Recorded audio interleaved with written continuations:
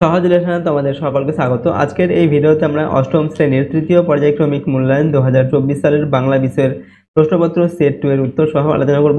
তো চলো আজকে আমরা দেখে নিই ক্লাস 8 এর থার্ড ইউনিট টেস্ট 2024 বেঙ্গলি সাবজেক্টের এই কোশ্চেন পেপারের উত্তরগুলো। দেখো, থার্ড ইউনিট টেস্ট অর্থাৎ ফাইনাল পরীক্ষায় তোমাদের পূর্ণমান দেওয়া থাকবে 70 নম্বর এবং 2 ঘন্টা 30 মিনিট সময় দেওয়া থাকবে। ঠিক আছে, এই সমস্ত প্রশ্নগুলো দেখার আগে অবশ্যই চ্যানেলটিকে তোমরা সাবস্ক্রাইব করে রাখবে, সাথে বেল আইকনে প্রেস করার পর অল অপশনটিকে সিলেক্ট করবে এবং ভিডিওটিতে লাইক করবে, ভিডিওটি বন্ধু বান্ধবের সঙ্গে অবশ্যই শেয়ার করবে। আর এই সমস্ত প্রশ্নগুলোর পিডিএফ ফাইল আমাদের সহজ লেসন অ্যাপের মধ্যে দেওয়া থাকবে, সেখান থেকে তোমরা চাইলে এর পিডিএফগুলো নিতে পারো। অ্যাপের লিঙ্ক ডেসক্রিপশন বক্সে দেওয়া আছে। এখানে দেখো, 1 নম্বর থেকে বলা হচ্ছে বিকল্প প্রশ্নের বহু বিকল্প প্রশ্নের ঠিক উত্তরটি বেছে নিয়ে লেখো। 11টি প্রশ্ন দেওয়া আছে, প্রতিটা প্রশ্নের মান 1 নম্বর করে। 1 নম্বর দাগে লেখকের মতে আমাদের জেলের কষ্ট মানসিক অপেক্ষা দৈহিক, দৈহিক অপেক্ষা মানসিক, দৈহিক ও মানসিক দুটোই কোনোটিই নয়। তো এখানে 4টি অপশন দেওয়া আছে, সঠিক উত্তর কোনটা হবে? লেখকের মতে আমাদের জেলের কষ্ট দৈহিক অপেক্ষা মানসিক, এটা হবে সঠিক উত্তর অপশন খ এর। 2 নম্বর দাগে শহরে 144 ধারা আর কারফিউ জারি হয়েছে। ঠিক আছে, কারণ কি? হিন্দু মুসলমান দাঙ্গা, হিন্দুদের উৎসব মুসলমানদের উৎসব কোনোটি নয়। সঠিক উত্তর লিখবে হিন্দু মুসলমান দাঙ্গা। নেক্সট হচ্ছে 3 নম্বর দাগে শুভা গল্পে দুটি গাভী আছে, একটির নাম পাঙ্গুলি, অপরটির নাম ধালি, শ্যামলী, সর্বশী না সর্বাঙ্গী। সঠিক উত্তরটি হচ্ছে সর্বশী লিখবে। ঠিক আছে, অপশন গ এরটা। নেক্সট দেখো 4 নম্বর দাগে আমার কোনো স্বাধীনতার প্রয়োজন হবে না। এখানে অপশন দেওয়া আছে আজ, আগামীকাল, মৃত্যুর পর, কোনোটি নয়। উত্তর হচ্ছে মৃত্যুর পর। ঠিক আছে, মৃত্যুর পর আমার কোনো স্বাধীনতার প্রয়োজন হবে না। এরপর হচ্ছে 5 নম্বর দাগে ঘুরে দাঁড়াও এর অর্থ পিছনে ফেরো, এগিয়ে যাও, সামনে দাঁড়াও না প্রতিবাদ করো। তো ঘুরে দাঁড়াও এই কথার অর্থ হচ্ছে প্রতিবাদ করো। ঠিক আছে, 6 নম্বর দাগে লোকটার 2 আঙুলের ফাঁক দিয়ে কি খসে পড়লো? জীবন, মুখ, পয়সা না আশা। তো লোকটার 2 আঙুলের ফাঁক দিয়ে খসে পড়লো কি? উত্তর হবে জীবন। 7 নম্বর হচ্ছে সমাস কথার অর্থ সংক্ষেপ, মিলন, সন্নিহিত, রীতি। সঠিক উত্তর হচ্ছে সংক্ষেপ, অপশন ক। নেক্সট দেখো 8 নম্বর দাগে যেসব পদের সমাস হয় তাদের প্রত্যেকটিকে বলা হয় সমস্ত পদ, সমস্যমান পদ, নামপদ না উত্তর পদ। তাদের প্রত্যেকটিকে বলা হয় সমস্যমান পদ। ঠিক আছে, যেসব পদের সমাস হয় তাদের প্রত্যেকটিকে বলা হয় সমস্তমান পদ। 9 নম্বর দাগে আমি তো এসে গেছি এই বাক্যের ক্রিয়ার কালটি হলো অতীতকাল, পুরাঘটিত অতীত, পুরাঘটিত বর্তমান, ঘটমান বর্তমান। তো আমি তো এসে গেছি এই বাক্যের যে ক্রিয়ার কাল সেটা হচ্ছে পুরাঘটিত বর্তমান কাল। 10 নম্বর আপনার দিকের এর চলিত ভাষায় রূপটি হলো আপনার, আপনি, আমাদের না আপনাদের। তো আপনার দিকের এর চলিত ভাষার রূপ হচ্ছে আপনাদের, অপশন ঘ এরটা সঠিক উত্তর। 11 নম্বর দাগে মন দিয়ে পড়বে এই বাক্যের ক্রিয়াপদটির কাল পুরাঘটিত ভবিষ্যৎ, সাধারণ ভবিষ্যৎ, ভবিষ্যৎকালের অনুজ্ঞা না ঘটমান ভবিষ্যৎ। তো মন দিয়ে পড়বে, এটা হচ্ছে ভবিষ্যৎকালের অনুজ্ঞা। পরের প্রশ্ন 2 নম্বর দাগে নিচের প্রশ্নগুলির অতি সংক্ষিপ্ত উত্তর দাও। 1 × 13 = 13। ঠিক আছে, 2 এর 1 নম্বর দাগে শান্তিনিকেতন দেশকে প্রথম কি শিখিয়েছে? তো শান্তিনিকেতন দেশকে প্রথম শিখিয়েছে বিদ্যালয় কেবলমাত্র বিদ্যা দানের স্থান নয়, বিদ্যা চর্চার স্থান। 2 এর 2 নম্বর হচ্ছে ঘোষদা একটা বড় খবর আছে, কি সেই বড় খবর? এখানে উত্তর হচ্ছে বড় খবরটি হলো রঞ্জন তাদের ক্লাবে আসতে চাইছে। 2 এর 3 নম্বর টিকিটের অ্যালবাম গল্পের লেখককে? তো টিকিটের অ্যালবাম গল্পের লেখক হলো সুন্দর রামস্বামী। নেক্সট প্রশ্ন হচ্ছে 2 এর 4 নম্বর শিকল পরা ছল বলতে কবি প্রকৃতপক্ষে কি বোঝাতে চেয়েছেন? তো শিকল পরা ছল বলতে কবি প্রকৃতপক্ষে বোঝাতে চেয়েছেন ভারতীয় স্বাধীনতাকামীদের স্বাধীনতা অর্জনের উদ্দেশ্যে কারাবরণ করে ভারতীয়দের মন থেকে শিকল পরার ভীতিকে দূর করাকে বুঝিয়েছেন। 2 এর 5 নম্বর হচ্ছে ঘুরে দাঁড়াও কবিতায় কবি কাকে ঘুরে দাঁড়াতে বলেছেন? উত্তর লিখবে ঘুরে দাঁড়াও কবিতায় কবি ঘুরে দাঁড়াতে বলেছেন দেশের চিরবঞ্চিত অত্যাচারিত সাধারণ মানুষদের। 2 এর 6 নম্বর হচ্ছে সাত ঝামেলা জোটায়। এখানে সাত শব্দটির ব্যবহারের কারণ কি? তো সাত বলতে এখানে নানা রকম বা বহু এই অর্থে ব্যবহৃত হয়েছে। পরবর্তী প্রশ্ন দেখো 2 এর 7 নম্বর বনান্তর সমাসবদ্ধ পদটি ব্যাস বাক্যে বিশ্লেষণ করো। তো বনান্তর এটাকে কি হবে? অন্য বন। ঠিক আছে, এবং এটা হচ্ছে নিত্য সমাস। 2 এর 8 নম্বর আমি রঞ্জন সরকার বলছি বাক্যটির ক্রিয়ার কাল নির্ণয় করো। তো এটি একটি ঘটমান বর্তমান কাল। ঠিক আছে, 2 নম্বর পুরা ঘটতে বর্তমান ও ঘটমান বর্তমানের মধ্যে পার্থক্য লেখন। তো যে ক্রিয়ার কাজ শেষ হয়ে গেলেও তার ফল বর্তমানে রয়েছে তাকে পুরা ঘটতে বর্তমান কাল বলে। অন্যদিকে যে ক্রিয়ার কাজ বর্তমানে চলছে বা ঘটছে বোঝায় তাকে ঘটমান বর্তমান কাল বলে। 10 নম্বর হচ্ছে বাংলা ভাষায় লিখিত কটি রূপ দেখতে পাওয়া যায় ও কি কি। তো বাংলা ভাষায় লিখিত 2টি রূপ দেখতে পাওয়া যায়, সাধু ভাষা ও চলিত ভাষা। সন্ধি ও সমাসের একটি পার্থক্য লেখন। দেখো, সন্ধিতে ধ্বনিগত মিলন হয়, অন্যদিকে সমাসে পদগত মিলন লক্ষ্য করা যায়। 12 নম্বর হচ্ছে যাত্রা দলের কার সঙ্গে অপুর ভাব হয়েছিল। তো যাত্রা দলের অজয় নামের একটি ছেলের সঙ্গে অপুর ভাব হয়েছিল। 13 নম্বর হচ্ছে দুর্গা কি রোগে মারা গিয়েছিল। তো উত্তর লিখবে দুর্গা ম্যালেরিয়া রোগে মারা গিয়েছিল। 3 নম্বর দেখে কম বেশি 30টি শব্দে যে কোনো 2টি প্রশ্নের উত্তর দাও। প্রশ্নের মান 2 নম্বর করে এবং 2 দুগুণে 4 নম্বর দেওয়া আছে। 1 নম্বর দেখে হঠাৎ ডাস্টবিনটা একটু নড়ে উঠলো। ডাস্টবিন নড়ে ওঠার অব্যাহতি পরে কি দেখা গেল। তো ডাস্টবিনটা নড়ে ওঠার অব্যাহতি পরে দেখা গেল ডাস্টবিনের দুই পাশে 2টি মানুষ প্রাণ ভয়ে ভীত, অসহায়, তাদের দু চোখে সন্দেহের দোলা।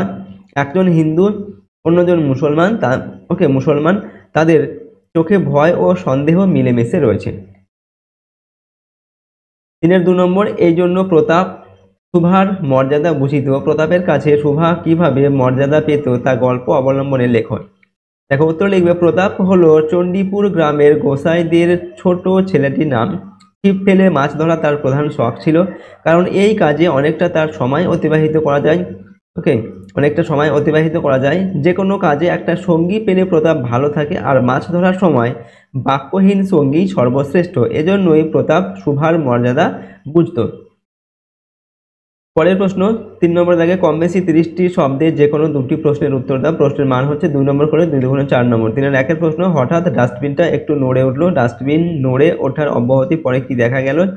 উত্তর লিখবে ডাস্টবিনটা নড়ে ওঠার অব্যাহতি পরে দেখা গেল ডাস্টবিনের দুই পাশে 2টি মানুষ প্রাণ ভয়ে ভীত, অসহায়, তাদের দু চোখে সন্দেহের দোলা।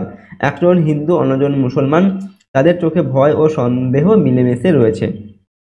পরের প্রশ্ন 3-2 নম্বর এই জন্য প্রতাপ সুভার মর্যাদা বুঝিত। প্রতাপের কাছে সুভা কিভাবে মর্যাদা পেত তা গল্প অবলম্বনে লেখো। দেখো, প্রতাপ হলো চণ্ডীপুর গ্রামের গোসাইদের ছোট ছেলেটির নাম। ছিপ ফেলে মাছ ধরা তার প্রধান শখ ছিল, কারণ এই কাজে অনেকটা সময় অতিবাহিত করা যায়।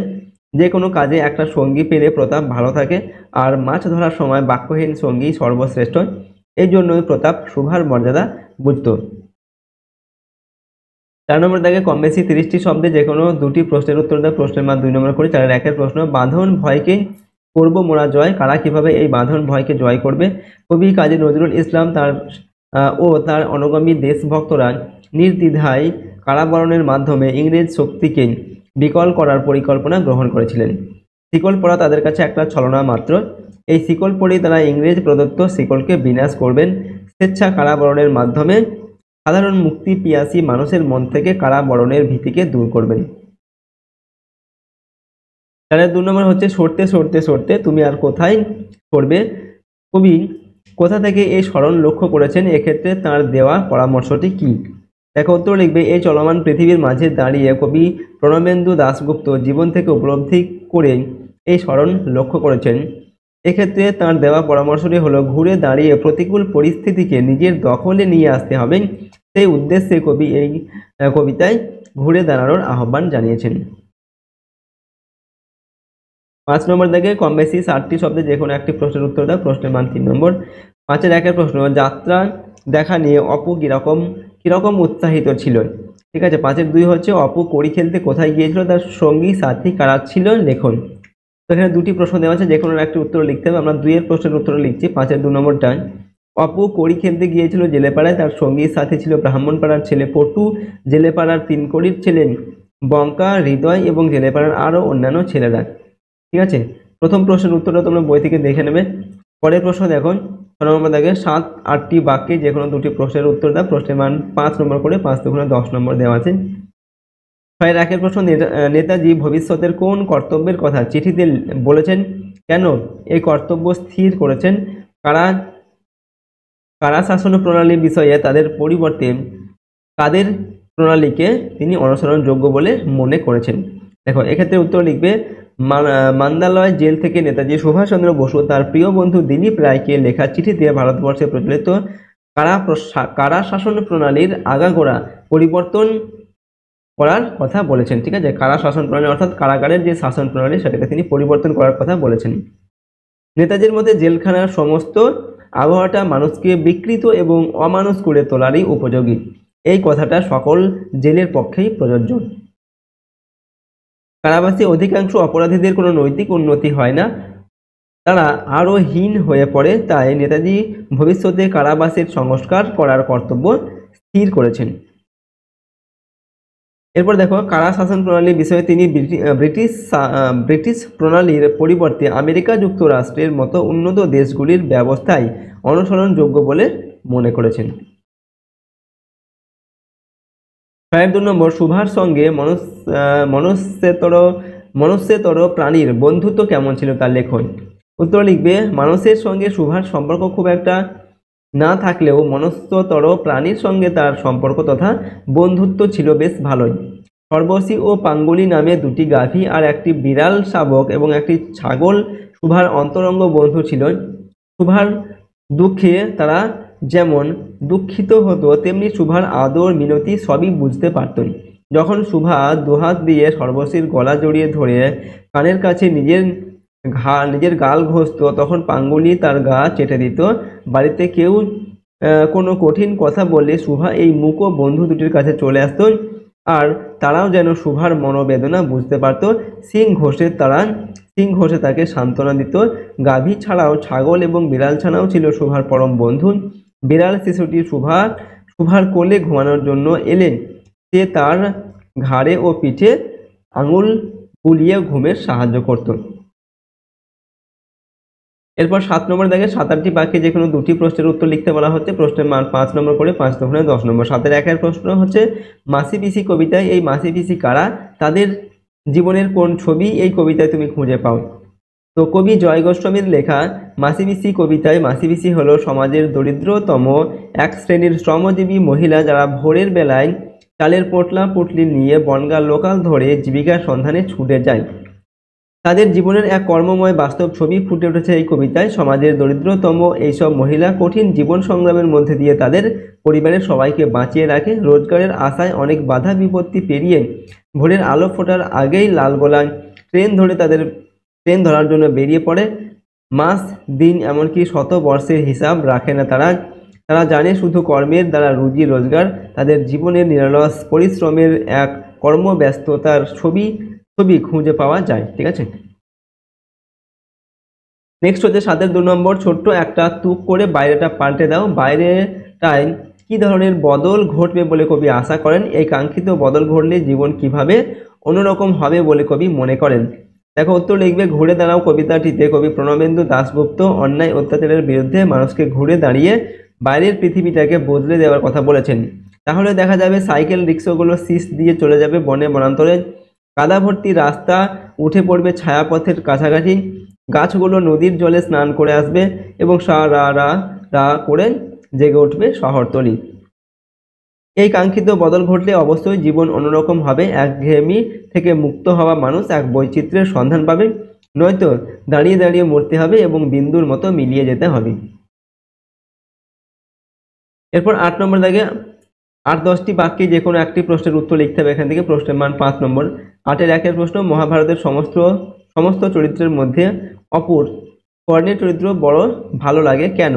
8-এর 2 নম্বর হচ্ছে অপু তার দিদির সঙ্গে কেন কখনো আড়ি করবে না। যে কোনো একটি প্রশ্নের উত্তর এখান থেকে লিখতে হবে, 2টি প্রশ্ন দেওয়া আছে। আমরা দেখো 8-এর 2-এর প্রশ্নের উত্তরটা এখান থেকে লিখছি। অপু তার দিদিকে খুব ভালোবাসে, কিন্তু যখন তার দিদি তার নাকে কলমির ফুল দিয়ে নোলক বানিয়ে দেয় তখন তার ভালো লাগে না। তবুও দিদিকে সে কিছু বলতে পারে না। অপুর দিদি মাঝে মধ্যে আম জাম তেঁতুল কামরাঙা লোভনীয় খাদ্যগুলি মাকে লুকিয়ে নিয়ে আসে আর দুজনে মিলে খায়। তাই সে সিদ্ধান্ত নিয়েছিল দিদির সঙ্গে কখনো আড়ি করবে না। তাদের খেলা ঘরের দোকান থেকে যেদিন মাকাল ফল চুরি করে পালায়, সেদিন তার দিদি সমস্ত বনবাজার ঘুরে সন্ধ্যার সময় একরাশ মাকাল ফল এনে দিয়েছিল। তার ডাগর চোখে স্নিগ্ধ মমতা মাখায় হাসি দেখে সেদিন অপু বুঝেছিল দিদি তাকে বড্ড ভালোবাসে। তাই অপু সিদ্ধান্ত নিয়েছিল দিদির সাথে কখনো আড়ি করবে না। পরের প্রশ্ন 9 নম্বর দাগে পত্র রচনা করতে হবে এখানে, ঠিক আছে। প্রশ্নের মান দেওয়া আছে 4 নম্বর। বলা হচ্ছে ছুটি মঞ্জুরের আবেদন জানিয়ে প্রধান শিক্ষকের কাছে একটি পত্র রচনা করো, ঠিক আছে। তো প্রধান শিক্ষক মহাশয়ের কাছে একটি তোমাকে পত্র লিখতে হবে, তুমি স্কুলে যেতে পারোনি তার জন্য, ঠিক আছে, ছুটি মঞ্জুরের জন্য।